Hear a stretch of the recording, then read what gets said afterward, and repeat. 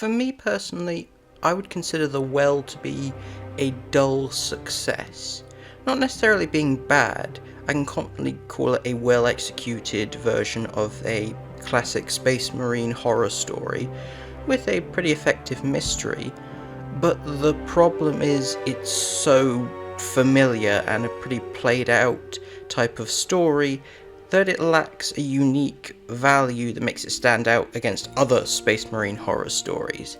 I'm pretty sure that familiarity is what makes it so appealing to everyone else, but it just needs that unique spark to give me some sort of rewatch value for this episode, because otherwise it just comes off as a bit dull in hindsight. I don't think being a sequel to Midnight really helps this story either.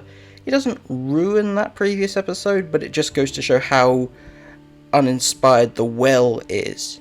Now, if you were to ask me what I would think could spice up this story, personally, I think this would have been a good opportunity to do an episode without dialogue, or at least one for having long stretches without dialogue, because the most interesting aspect of this story, the most compelling character for me, is Alice.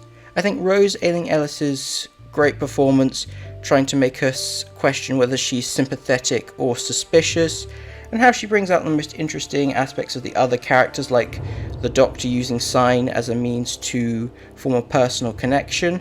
Having the story told from her point of view and removing the dialogue would allow it to feel a lot more unique, in my opinion.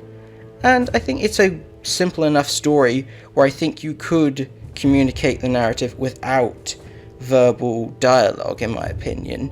Would it be a bit difficult? Maybe, but not impossible. If you're going to center the